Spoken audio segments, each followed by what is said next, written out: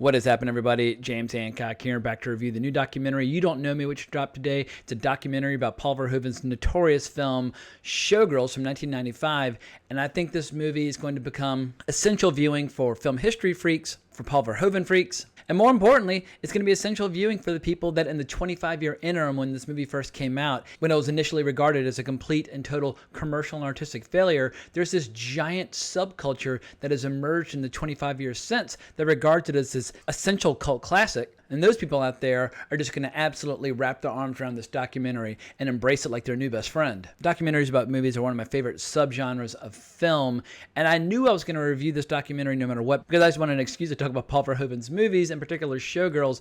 But the good news is the documentary is really interesting. And what I think I responded to most about the documentary is it actually comes at the movie from a variety of points of view, many of which are incredibly critical. And that's an incredibly rare, beautiful thing right now because I feel like we all live in our little self-constructed echo chambers or bubbles where we only get confronted with opinions or ideas that we already agree with. But this movie actually does a really good job of providing a lot of intense, oftentimes aggressive perspectives, many of which had me rolling my eyes. But for every opinion that I found myself completely rejecting what they had to say, there'd be yet another opinion where I'd just be high-fiving myself and whooping and hollering and having the time of my life. And I always love watching this kind of phenomenon take place where a movie is initially rejected by both audiences and critics, and then over time somehow perceptions of the movie evolve to the point where it becomes almost religion, where it's a movie that people can't live without and they can quote every single line. A perfect example of that would be John Carpenter's The Thing, which fell on its face in the early 80s. But now if you talk about what are the best horror films and science fiction films of the 1980s,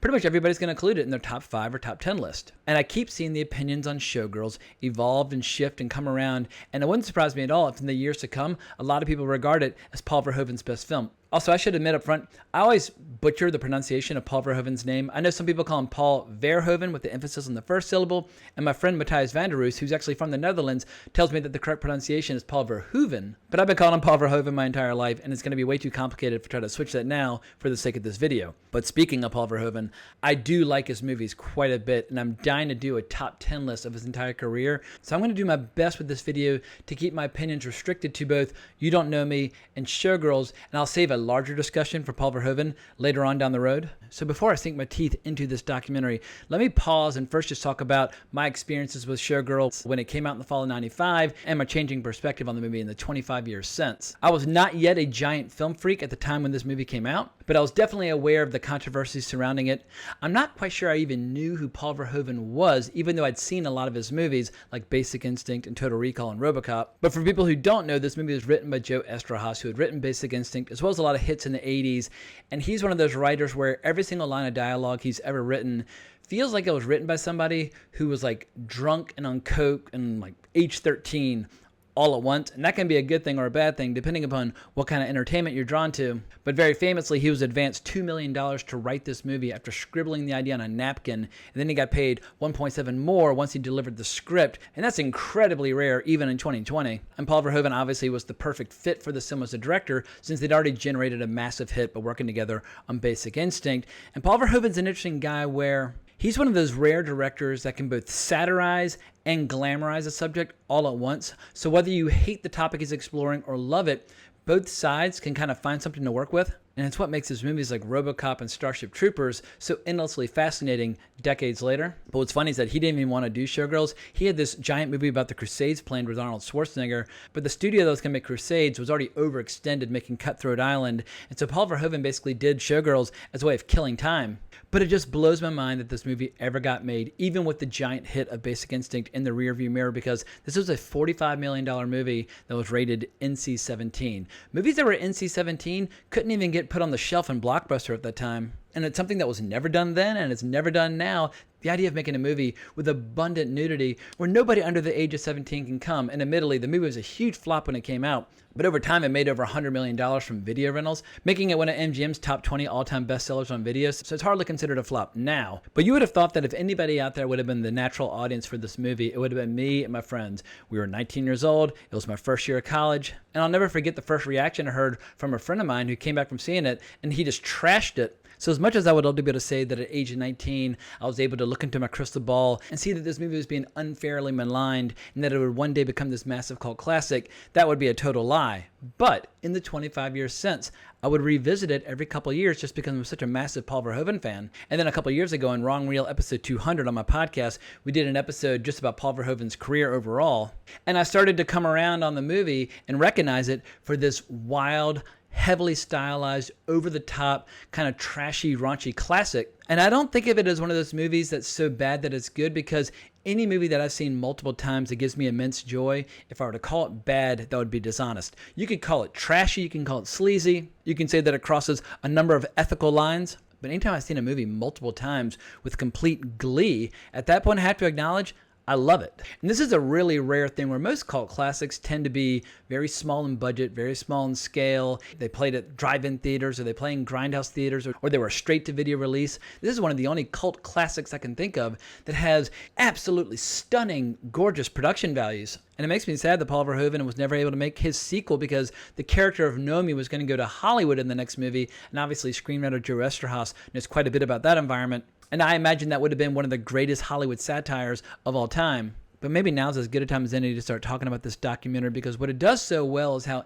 it breaks the story and the saga of Showgirls into distinctly different chapters. And I should also say in advance that this documentary absolutely in no way, shape, or form shies away from the more provocative and stimulating ingredients of the movie. Every single clip is beautifully restored and presented in uncensored fashion. But You Don't Nomi dives right into the initial controversy, with all the critics at that time indulging in some recreational bullying of the movie. And the film perfectly contrasts all of Verhoeven's comments about the movie, talking about how sexuality is a part of our lives and how we shouldn't be afraid of it, in contrast to these blurbs by critics that makes them seem like complete and total wet blankets who are afraid of a good time, who wouldn't know good sleazy fun if it bit them on the butt. And what's weird is how Showgirls came at the end of this giant tidal wave of erotic films, and admittedly most of them tended to be thrillers, movies like Disclosure or Fatal Attraction or Basic Instinct or Jade. And perhaps the lack of a thriller subplot running through Showgirls is what prevented it from translating to or connecting with audiences. But the critics at that time indulged in this horrible phenomenon, which we see over and over and over again, where once there's some blood in the water, critics love a good dog pile where they start jumping on the bandwagon to trash a particular movie, and they start kind of high-fiving themselves and patting themselves on the back for what they imagine are these really nasty takedowns. They think they're hitting a bullseye, but they're dealing with a very large target. But indulging in that kind of thrashing, it takes no imagination, no skill, no original thinking. It's incredibly disingenuous, and it takes a truly brave critic under those circumstances to really go to war on behalf of a film. But after exploring that initial controversy, the documentary starts easing into Paul Verhoeven's career overall. And I think as much as this movie is a great documentary about Showgirls, you could almost make a case for it being an even better documentary about Paul Verhoeven's entire career, because it sets up Showgirls in the context of all of his other films, including the films he made in the Netherlands like Turkish Delight, Spetters, and The Fourth Man, all of which I regard as essential viewing. And the documentary does a beautiful job of blending all of Paul Verhoeven's films together, where you might be watching a scene from RoboCop, but little scenes from Showgirls will be playing on all the screens in that particular scene. It was really cool, but it really called attention to and underlined all the recurring themes and ideas throughout Paul Verhoeven's career, leading all the way up to his film Elle, which came out a couple years ago, which is one of the best films he ever made. But what really sold me on this documentary was the middle chunk of the film, where we see the cult phenomenon building up around the movie, where people started hosting midnight screenings of it, where if you bought a bag of popcorn, you get a free lap dance from a drag queen. Or you start having authors who are writing books on it who admit that they've seen the movie quite literally hundreds of times, and they worry they're not quite sure if they'll be able to do anything else with their life apart from just rewatching this movie until they die. And once the documentary starts introducing us to the diehard fanatics for this movie, you get some of the best film criticism in a documentary that I've ever seen. And their ability to analyze and dissect the film from a sophisticated vantage point, discussing what works and what doesn't, but more importantly, why it works and why it doesn't. It was so incredibly refreshing, because I feel like most film reviews today fall into this dumpster where they're either pushing for or fighting against a particular form of propaganda that they may or may not support. This movie shows that film criticism can be about more than the culture wars. It can be about discussing art for art's sake, or analyzing why a film is camp or not camp.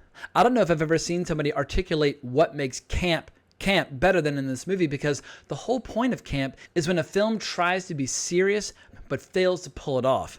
And in order to make a campy movie, the movie can't know that it's campy. Otherwise, that whole allure is lost. If you try to make an intentional cult movie with an intentional cult aesthetic, that defeats the whole purpose. Truly great cult classics are made with total sincerity, and it's not until later on that you see the almost accidental greatness or accidental brilliance of the particular movie. And I think what it boils down to is that Paul Verhoeven doesn't know how to shoot an uninteresting movie. He might fail in what he sets out to achieve, but the topics he explores are done so with so much intensity and with so much enthusiasm that even if the movie's a train wreck, it's still going to be absolutely riveting. And where this documentary really soars is when it calls attention to the fact that many of the things that people criticize it for at the time of its release that were found to be ridiculous are precisely why the most devoted followers of the film love it so intensely. And it falls into this incredible tradition of movies like Valley of the Dolls or Mommy Dearest, which are all movies about pursuing fame. They're all thrilling, they're all trashy. But in order to get into the frame of mind to appreciate Showgirls, you have to revel